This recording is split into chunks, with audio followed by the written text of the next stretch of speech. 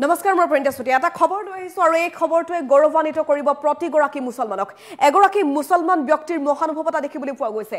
আব্দুল বাছিৰ সিকদাৰৰ মহানুভৱতা দেখিবলৈ পোৱা গৈছে মছজিদ নিৰ্মাণৰ বাবে তেওঁ ভূমি দান কৰিছে আৰু তেওঁ কৈছে যে আল্লাহৰ বাবে এই ভূমি দান কৰা হৈছে মুছলমান সমাজৰ বাবে এই ভূমি দান কৰা হৈছে আৰু এই ভূমি দান কৰি তেওঁ যথেষ্ট উৎফুল্লিত তেওঁ যথেষ্ট সুখী বুলি উল্লেখ কৰিছে আৰু মুছলমান ৰাইজৰ বাবে তেওঁ এই ভূমি দান কৰিছে আৰু আটাইতকৈ ইম্পৰ্টেণ্ট কথা যে ৰমজান মাহৰ প্ৰাক্ষণত আব্দুল বাছিৰ সিকদাৰৰ এই মহানুভৱতা প্ৰকাশ পাইছে আব্দুল বাছিৰ সিকদাৰে দান কৰা ভূমিত মছজিদৰ নিৰ্মাণ কাৰ্যৰ শুভাৰম্ভণি ইতিমধ্যে হৈছে আৰু 30 লেছা ভূমিত নতুন মছজিদৰ নিৰ্মাণ কাৰ্যৰ আৰম্ভণি কৰা হৈছে আৰু ইয়াৰ পাছতে সমগ্ৰ মুছলমান সমাজে তেওঁৰ শলাগ লৈছে মছজিদে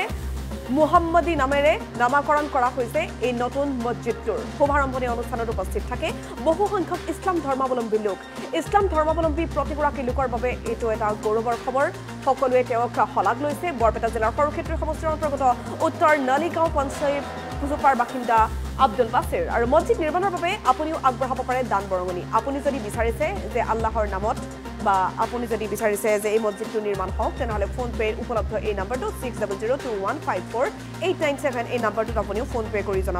দিব পাৰে দান বৰঙণি কোনোৱে 10 টকা কোনোৱে 100 টকা কোনোৱে 1000 টকা হয়তো দিছে কিন্তু আল্লাহৰ নামত আপুনি যদি 1 টকাও দান কৰিছে হেয়া মহান দান সকলোৱে কৈছে যে মছজিদটো নিৰ্মাণ কৰিবলৈ তেওঁলোকে আৰম্ভ কৰিছে আৰু ৰাইজৰ দান বৰঙণিৰে মছজিদটো সুন্দৰ ৰূপত তেওঁলোকে সজাব বৰপেটাৰ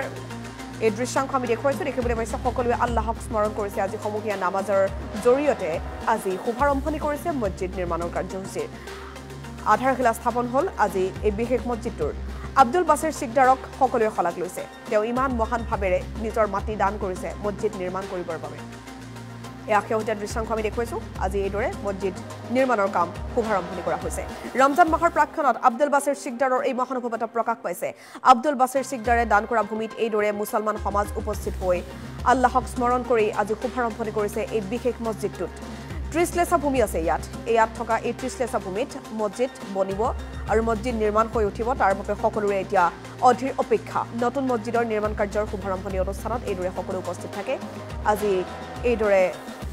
তেওঁলোকে আধাৰশিলা স্থাপন কৰা দেখিবলৈ পোৱা গৈছে হাতে কামে লাগি সকলোৱে কৰিলে আধাৰশিলা স্থাপন 30 লেছা ভূমিত মছজিদৰ নিৰ্মাণ কাৰ্যৰ শুভাৰম্ভণি কৰা হৈছে শুভাৰম্ভণি অনুষ্ঠানত উপস্থিত থাকে এইদৰে বহু সংখ্যক ইছলাম ধৰ্মাৱলম্বী লোক বৰপেটা জিলাৰ সৰুক্ষেত্ৰী সমষ্টিৰ অন্তৰ্গত উত্তৰ নলিগাঁও পশ্চিম চুপাৰ বাসিন্দা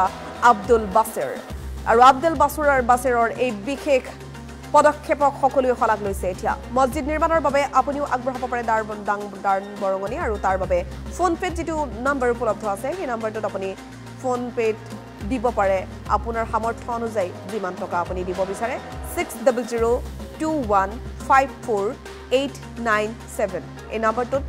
উপলব্ধ ফোন পে আৰু এই নম্বৰটোত যিটো টকা আহিব সেই টকাৰে তেওঁলোকে মছজিদটো সুন্দৰকৈ সজাব বুলি উল্লেখ কৰিছে ইছলাম ধৰ্মাৱলম্বী প্ৰতিগৰাকী লোকে শলাগ লৈছে আব্দুল বাছিৰৰ আৰু আব্দুল বাছিৰৰ এই মহানুভৱতা শলাগ লৈ সকলোৱে আজি সমূহীয়া নামাজেৰে আৰম্ভ কৰিলে মছজিদ নিৰ্মাণৰ কাম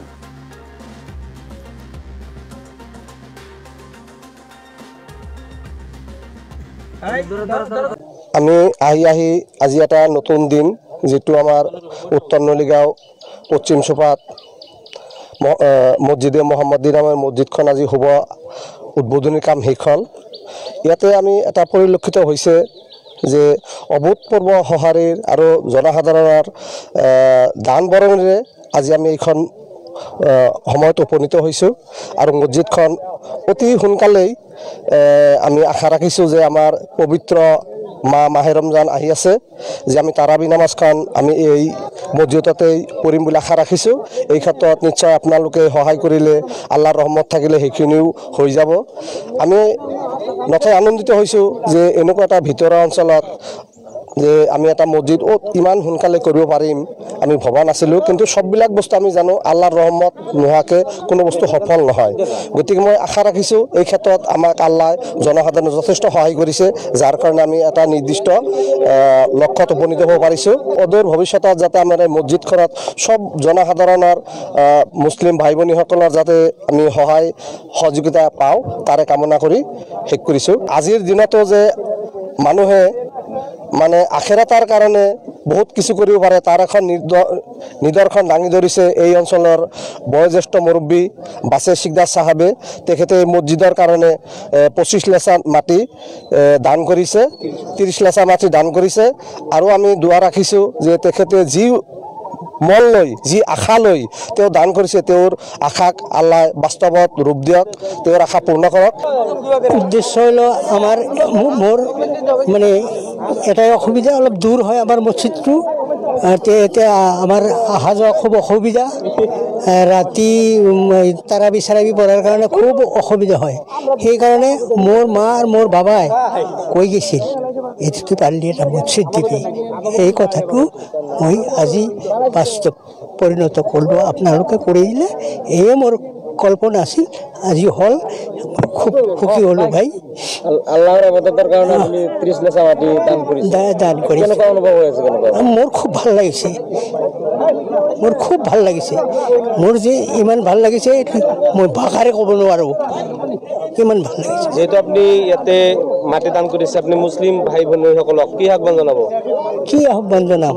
নামাজ তামাজ পঢ়াৰ কাৰণে তেওঁলোকক মই যিখিনি পাৰোঁ সেইখিনি সহায় কৰিম, আৰু তেওঁলোকৰ লগত মই নিজে থাকিম। আৰু হয়তো জনাব দুজন এজন পাৰিলে এই ভাই যিবিলাক মানুহে মোক আজি সহায় কৰিছে তেওঁলোকে মোক সহায় কৰিব। মছজিদ